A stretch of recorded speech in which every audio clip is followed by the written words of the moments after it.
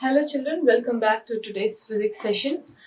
What have we learned so far? We've been discussing about chapter 1 in the past few sessions, and in chapter 1 we learned what a charge is and their existence of two types of charges, and then we learned about the force that acts between the charges, in which we discussed about Coulomb's law, and then we moved on to electric field. Every single charge has a field around it, and we learnt about what is electric field for a single charge, then a group of charge, and then we learnt about dipole and dipole moment. Now we'll move on to the next topic of this chapter 1. Okay, start. So we've been learning about electric field due to single charges, and then we learnt about dipole. Now we are going to learn what is the electric field due to a dipole, but at two different places. One is we will be talking about an axial point and a equatorial plane. So we are going to discuss the impact of electric field due to a dipole at two different points. So first we'll move to the axial. So what do you mean by an axial line first? So when I say an axial line, this line is along the dipole. So this is our dipole, a positive charge and a negative charge. When two equal and opposite charges are separated by a distance, we call them as a dipole. Now I'm going to take a point P here, and this point is along the dipole. And we are going to calculate what would be the electric field at this point due to the dipole. And I hope you remember the superposition principle. How do we calculate the superposition principle or the electric field due to a collection of points? We will calculate the electric field at a particular point due to each of the charges, and then we'll simply add them up. And we are going to do the same here. So we have two charges here, Q1 and Q2, one positive charge and one negative charge. We'll simply find the electric field due to a positive charge at this point, and then the electric field due to the negative point at this point, and then we'll just add them up to find the electric field due to a dipole at a point P. Okay, let's start doing it. Before we could do that, just remember that the formula for electric field is E vector is equal to 1 by 4 pi epsilon naught Q by R square R cap. Okay, let's start calculating it here. So I told you that E total is nothing but E1 plus E2. In this case, we can simply write it as E plus and E minus. That is electric field due to the positive charge and the electric field due to the negative charge. So, let's position the charges now. So now let's position the charges. So we'll consider this to be our negative charge. Our negative charge is here and our positive charge is here. They are separated by a small distance. Let's consider the center of these two charges as O.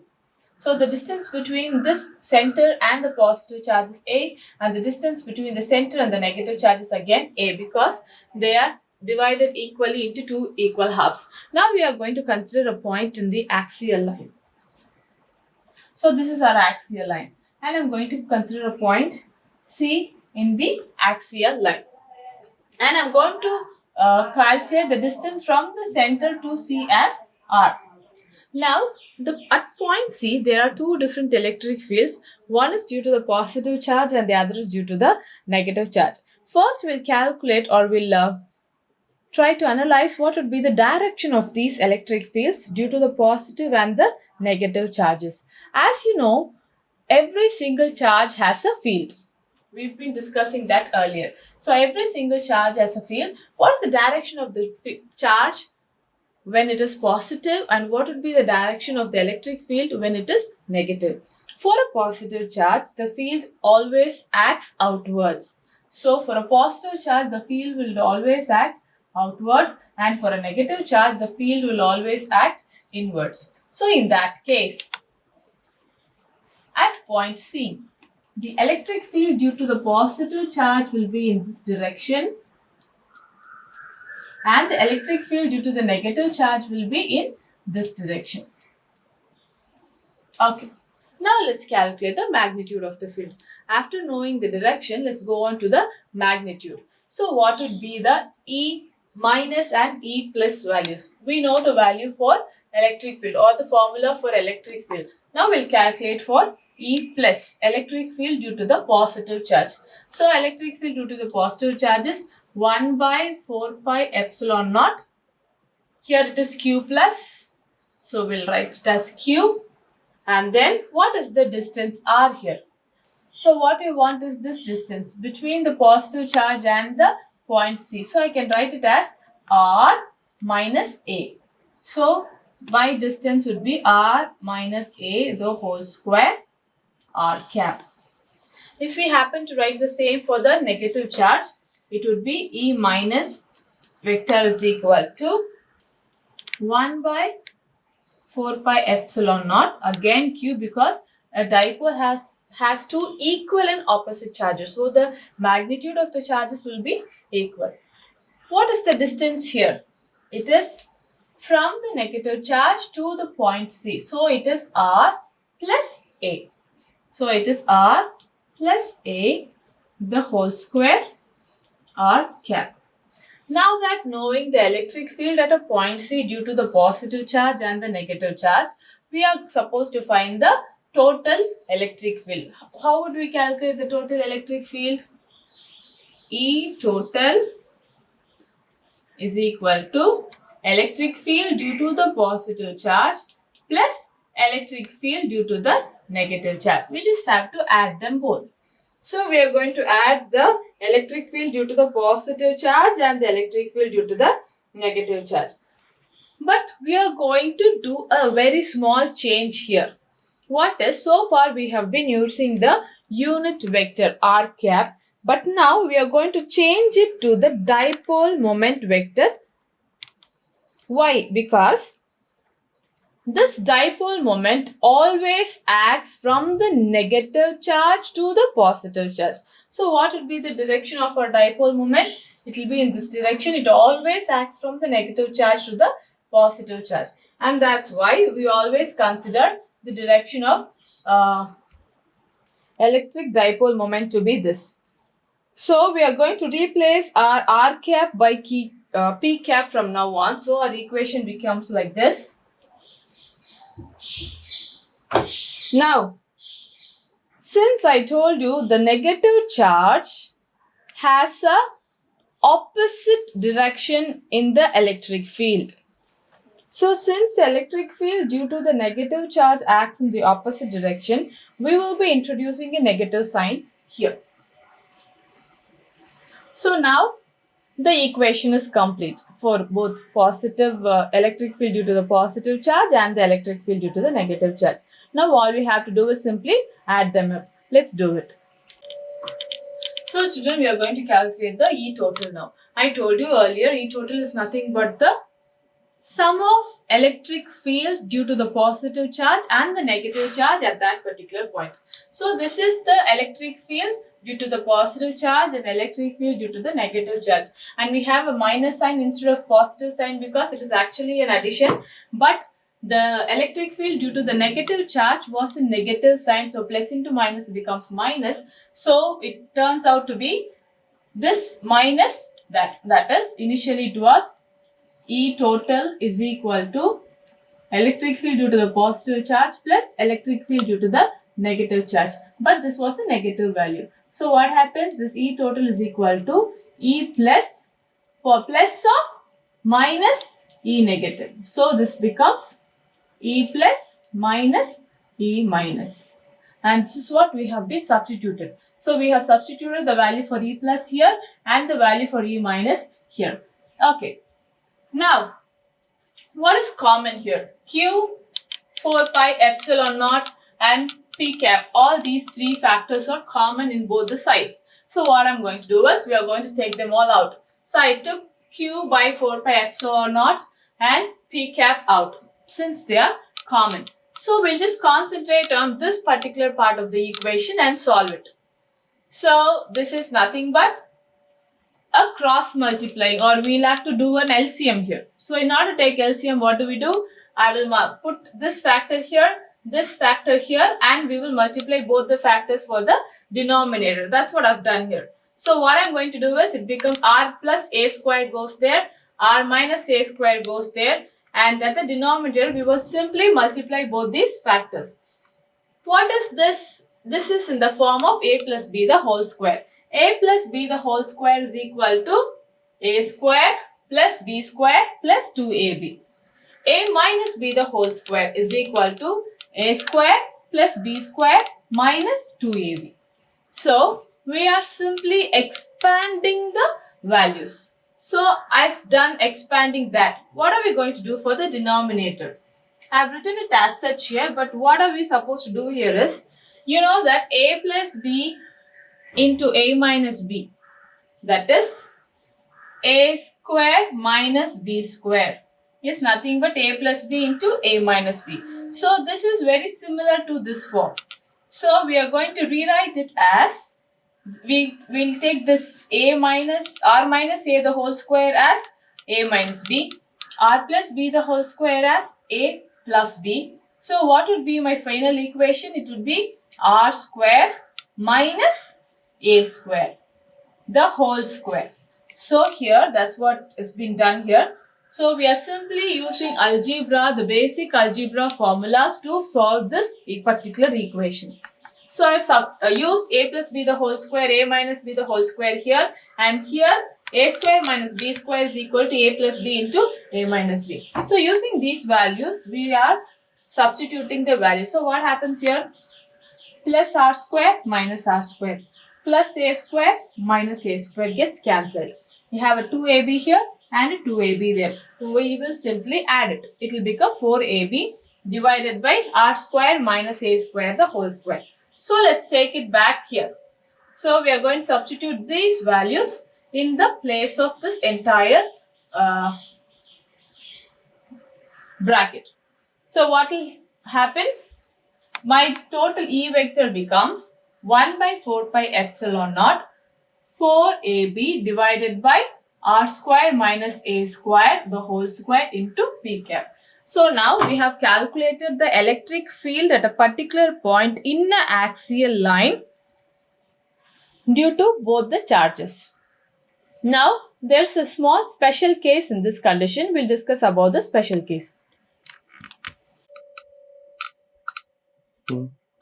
Okay, now we'll move on to the special case.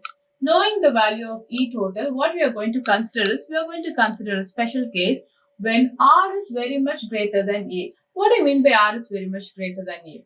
So we know this is R and this is A. Now imagine you are choosing a point C which is very much far away from the negative charge. So if it goes very much far away from the charge, what will happen? The R value will become very big. But the dipoles are always separated by a distance A. So A is not going to change, but whereas R will change. So R becomes very much greater when you choose a point at a very farther distance and A becomes very small. So when A becomes very small, for example, imagine R to be 1000 and A to be 1 centimeters. So the value of A becomes very minimal when compared to R, and A is almost negligible. So when A is negligible, let's consider this value R square minus A square the whole square. So here the A value is very small, no matter how much small no matter whether it has a value or not, it is not going to affect the value of R. So we can simply remove the A square from here. So if you remove A square from here, what will happen? It becomes R square the whole square, that is R to the power 4. So this entire value now has become R power 4. So let's substitute R power 4 here. What happened to our E total? The E total will become like this. And we have a R here and a R power 4 here. So this and this can be cancelled and we will have a R cube in the denominator. Okay, now in the previous session, we've learnt about electric dipole moment P vector. What is the value for P vector? P vector is equal to 2qa P cap. Now here we have 4qa P cap. So here we are going to put electric dipole moment. 4qa P cap, we are going to split that 4 into 2 into 2. So when I do that, I'll get my value will be 2 QA P cap into 2, then divided by 4 pi epsilon naught and R cube. So this becomes 2p vector divided by the denominator 1 by 4 pi epsilon naught and R cube. So this is the electric field due to a dipole, or if you are choosing a distant point, and this is considered to be one of the special case in this condition. So we've been choosing the point towards this direction. What will happen if I choose a point in this direction? Even if I choose a point in this direction, what will happen? This electric field is not going to change. It is going to be the same. And now we'll move on to the next position, the equatorial plane. So far we saw the electric field due to a dipole at an axial point. Now we are going to move on to equatorial plane. What do you mean by an equatorial plane? So here, this is our dipole. So our negative charge and the positive charge, and this is the center, midpoint between those two dipoles. Now what I'm going to do is I'm going to choose an imaginary plane along the or through the, which passes through the center of the line. So I'm choosing this imaginary plane, and in this imaginary plane I'm choosing a point C. So we are going to see what would be the electric field at the point C due to the dipole. So earlier it was along the line. Now we are choosing a point perpendicular to the line, and we are planning to calculate the electric field at this point due to this dipole. So we'll see what are the quantities that are found here. So A as always, distance from the center to the charge, and now we are choosing a point C. So this length we are going to calculate it as A, and this is the angle theta. So now I have drawn two lines, one from the positive charge to the point C and the other from the negative charge to the point C. So let's consider each point as a unique or a isolated charges. So if I consider them as an isolated charges, a positive charge does have an electric field. What would be the direction of the electric field of a positive charge? It will always act outwards. And what about the electric field of a negative charge? It will always act towards the charge. And this arrowheads that indicate the electric field due to the positive charge and the negative charge. And if I have to indicate the moment, it would be in this direction, which is from the negative charge to the positive charge. Okay, after concluding all these, as we discussed earlier, even here the total electric field due to the dipole would be nothing but the sum of electric field due to the positive charge and the negative charge. So what are we going to calculate here? We are going to calculate or find the direction of the total electric field and the magnitude of the electric field. So we are going to find direction and magnitude. So in order to find the direction, what I am going to do is I am going to take this point and let's just zoom it over here. I am keeping this C at the origin of an x-axis and a y-axis. I have drawn the field due to the positive charge over here and the field due to the negative charge here. So the field due to the positive charge and the field due to the negative charge, and we know that they are vectors. So where will my resultant vector be? My resultant vector will be in this direction. So this would be the direction of my resultant vector. So as we know, whenever we have a vector and a theta, we will be calculating the horizontal component and the vertical component. To make our horizontal and vertical component calculations easy, wherever you have a vector near the theta, you can put it as a cos theta, and the component which is away from the theta as a sin theta. So this is the component which is very close to the theta. So if I am considering this electric field due to the negative charge, my field is here.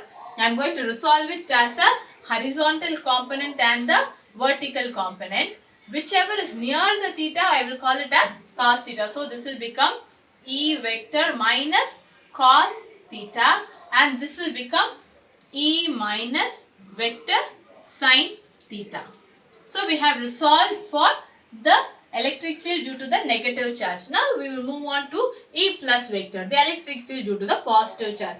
So again here we will have a horizontal component and a vertical component. Even here the one which is near the theta will be our cos theta. So again here what happens, we have this happens to be our E plus cos theta, and this will become our E minus sin theta. So look, sorry, E plus sin theta. So this E plus sin theta and E minus sin theta are acting opposite to each other. They are of same magnitude because the distance of the distance between the charge and the point is same for both positive and negative charge. The magnitude of the positive charge and the magnitude of the negative charge is also going to be the same because they are dipoles. So E plus sin theta, E minus sin theta are simply two magnitudes acting in the opposite direction. So we can cancel them. So this will get cancelled. And what do we have now? We have only the two cos values. And both these cos values are acting in the same direction. So all we have to do is add E minus cos theta and E plus cos theta. Okay, now after calculating this, there is one more thing that we need to calculate. What is the formula for E vector? E vector is equal to 1 by 4 pi epsilon naught q by r square by r cap. What is this r square? R square is the distance between the point and the charge. So if I have to find r square, this is the distance between the point and the charge. I should know this value. So in order to know this value, we are going to take this triangle alone and blow it up here. I'm just bringing that triangle over here. So what are the points? It is this C, the point which we've chosen, the origin and the negative charge. So this is R and this is A. We need to find the value of this. We'll consider it as X for now. If I consider it as X, by using Pythagoras theorem, what will happen? The square of the hypotenuse is equal to the square root of square of the other two sides. Okay, so now I have a value for X. And what would be the value for X square? X square is, you're simply squaring on both the sides. So your value becomes A square plus R square. So now this is going to be replacing the value R. So my R value will be A square plus R square or R square plus A square. You can consider it anyway. So now imagine children, we've calculated the horizontal, or we have solved the horizontal and vertical component, and we know what is the direction of the electric field is going to be. Now we are going to find the magnitude by substituting all these values over here. So we are going to substitute everything over here. So let's calculate the magnitude of the total electric field. We saw that the total electric field is nothing but the sum of the electric field due to both the charges. So what was the quantity? Both the sign quantity got cancelled and all we are left out with the cos quantity. So here every time when we are representing a electric field will always be accompanied by a electric dipole moment. So what is this dipole moment now? The dipole moment acts always from the negative point to the positive charge. So this will be the direction of our dipole moment. So because since we will always have this with electric field. So what happens here is the resultant force is in this direction and the dipole moment is in this direction. They both are opposite to each other. So what happens is this opposite in direction adds a negative sign in both the places. So what happens? Our value becomes minus of the electric field due to the positive charge minus of the electric field due to the negative charge. Okay, now, so since I am putting a minus here, what will happen to our value? Our value becomes minus 1 by 4 pi epsilon naught q by r square plus a square p cap. This is for the positive charge and this is for the negative charge. I believe you remember how we got this. Just a few minutes ago, I told you how we got this value.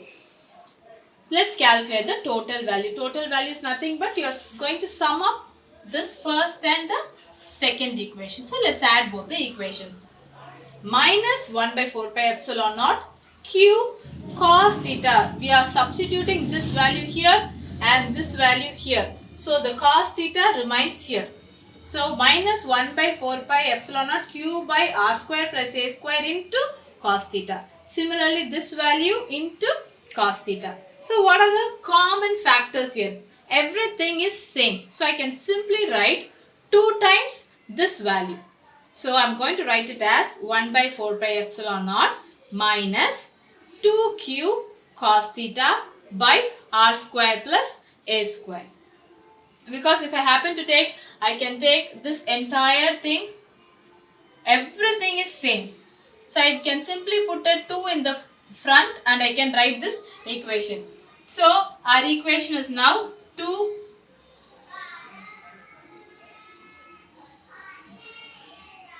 4 pi epsilon naught q by r square plus a square p cap. You can write it this way, but for the further calculation I have written it this way because we are going to bring in another value inside. So what happens next? We have a value called cos theta. I don't want this theta. I want everything to be in r and a. So we are going to find the value for cos theta. So look into this particular triangle. So in this triangle, this is our theta. How do we find cos theta? Cos theta is equal to adjacent by hypotenuse. So this is the adjacent and this is the hypotenuse value. So my cos theta becomes a divided by root of r square plus a square. So we are going to bring that value over here. So if I substitute it here, what will happen? I will have a in the numerator and the root of r square plus a square goes to the denominator. Now look at the denominator. You have r square plus a square and a root of r square plus a square. So this has a power of 1 and this has a power of 1 by 2. So multiplication is nothing but addition of the powers. So if I add this power 1 plus 1 by 2, I will have 3 by 2. So this I can write it as r square plus a square to the power 3 by 2. We are going to do one more alteration here as, what is the value for 2qa? We learnt that 2qa is nothing but electric dipole moment. So I can put P instead of that. So my total electric field now is minus P 4 pi epsilon naught r square plus a square to the power of 3 by 2. So this is the electric field due to an electric dipole at the equatorial plane. Okay, even in this case we have a special case. It's very similar to the previous time. Even here we are going to consider the special cases when r is very much greater than a. What will happen when r is very much greater than a? We'll see that now. So here is a special case for total electric field at an equatorial plane. What is the special case? This is what we've calculated now. And the special case is when r is very much greater than a. When r is very much greater than a, what will happen to this term? A becomes very small and a is negligible. So we'll just take out a. We'll remove a from this place. So when we remove a from this place, our value becomes r square to the power 3 by 2. So it is again a multiplication. So 2 into 3 by 2. 2 and 2 gets cancelled and you get an r cube.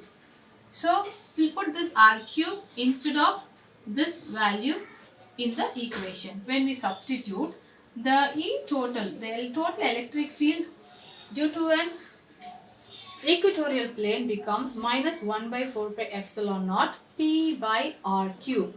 So this is the value for equatorial plane. And we have calculated earlier the value for an axial point. So find the difference between them. Over there it is 2p and here it is just p. So the electric field at the axial point is twice that of the electric field at the equatorial point. That's point number 1 that is to be noted. And then this implies that the electric field due to a dipole is at very large distance goes to 0 faster than the electric field due to a point charge. And then this particular equation is valid only for the special case. For all the other conditions, only this equation holds good. So this is the electric field due to axial point and an equatorial plane. Okay, having finished discussing about the electric field due to a dipole, we are going to move on to a new topic, torque. What do you mean by torque? Torque is nothing but the turning effect. You would have learned about torque as an example. As an example for torque, you would have learnt about opening a door, closing a door. And when for an example for couple, you would have learnt about closing or opening a tap or a bottle cap or a steering wheel, using a steering wheel in a car and all. So here we are going to calculate torque. So before we could calculate torque, we'll just recall whatever we have learnt in our smaller classes. What symbol indicates torque? Tau. What is the formula for torque? Force into perpendicular distance. So this is the formula. Force into perpendicular distance. Now we'll try to relate this to the lesson that we are learning. So what is F in this chapter? We know that F is equal to QE. So if I substitute this value here, my torque becomes tau is equal to QE into perpendicular distance. Now again we are going to learn torque for a particular condition. So let me tell you what the condition is. You have a uniform electric field. Okay, you have a uniform electric field and you are going to place a dipole over here. You have your charges and you are going to place your dipole over there. And you are placing a dipole in an angle theta to the electric field. Let's consider the direction of the electric field to be here. And this is our charges. Let's consider this to be our positive charge and this to be our negative charge. We'll give a name to the position A and B. And this is at an angle theta to the direction of the electric field. And as I've always told you, what would be the direction of the moment of dipole? It always goes from the negative to positive. So the moment direction will be like this, electric dipole moment direction. Now again here, very similar to the previous section, we are going to calculate the values for magnitude and what would be the direction of the torque. So we are going to find what would be the direction and what will be the magnitude of the torque. Okay, before we could find all that, how will we calculate torque? Is it very similar to electric field? Yes, it's very similar to electric field. You will find the torque for the positive charge and then you will find the torque for the negative charge and you will add them up. So now what happens? You get two forces coming together. So I can also call it as a couple now. Okay, now what will be the value if I bring in two charges? How will this value change? The value will change in a way that tau is equal to QE into cross perpendicular distance plus QE perpendicular distance. Okay, here if I consider this as a negative charge, the force due to negative charge into its perpendicular distance, force due to the positive charge and its perpendicular distance. So what do we have to calculate now? We need to find the perpendicular distance to find the torque. And now let's see in detail how to calculate the magnitude and the direction of a torque now. First we'll try to find the direction of the torque. So in order to find the direction of torque, we have to see what are the other forces that are acting and what would be their direction. So as I told you earlier, the electric moment would be in this direction from the negative charge to the positive charge, and this negative charge experiences a force and the positive charge experiences a force. So this force acts along this direction. So this would be my minus QE, and this force acts along the direction of the electric field. So this is my plus QE. So this is also the force, this is force due to the positive charge, whereas this is the force due to the negative charge. Now I have two directions, direction of the electric dipole moment and the direction of the force. the very interesting thing is the direction of torque is mutually perpendicular to the direction of electric dipole moment and the force. That is, we are going to consider torque, and the torque is perpendicular to this and this. If I have to draw, you see, this is your x-axis, y-axis and z-axis, and we say that all three are mutually perpendicular to each other, which means everywhere you have 90 degree. Similarly, this torque acts mutually perpendicular to each other. So what would be the direction of the torque? The direction of the torque will be like this. The torque acts outwards. It comes outside the wall and it goes towards the wall. So the perpendicular direction is like this. So this would be the direction of torque with respect to the direction of electric dipole moment and force. Okay, having calculated the direction, we'll move on to the magnitude of torque. So what was the formula for torque? We know it is QE into perpendicular distance. So we need to find that perpendicular distance. How to find the perpendicular distance? So this is the perpendicular distance. In order to find that, we are going to convert this into a right angle triangle. So here you will have 90 degree. This is our theta. And here this side A plus A, I can call it as 2A. So what is the value for sine theta? How do we find sine theta? Sine theta is equal to opposite by hypotenuse. So what is the value for opposite? We don't know. We'll just simply call it as x. Sine theta is equal to x by 2a. Now we know the value for x. What is the value for x? X is equal to 2a sine theta. So I can write this over here. I know the value now as 2a sine theta. Okay, so having known all these, we are going to substitute it in the formula. So it is 2a sine theta. The perpendicular distance is going to be 2a sine theta. So let's calculate the torque. So torque is equal to QE cross perpendicular distance minus or plus, this is minus for negative charge and this is for positive charge. QE cross perpendicular distance. Why do I say cross? Hope you remember what you learnt in your 11th standard about cross product and dot product. What is a cross product? A cross B is equal to AB sine theta. Okay, just keep that in mind. We will be using it later on. So what will be my perpendicular distance? My perpendicular distance is QE into 2A sine theta plus here it is QE into 2A sine theta. So here you will have a minus. Sorry, you will have a minus here because it is for the negative charge.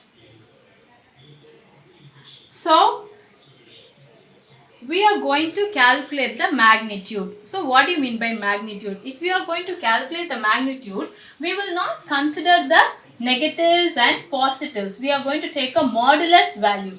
So if I take a modulus value, I will be ignoring this negative sign. So my negative sign simply vanishes. When my negative sign vanishes, what will happen to it?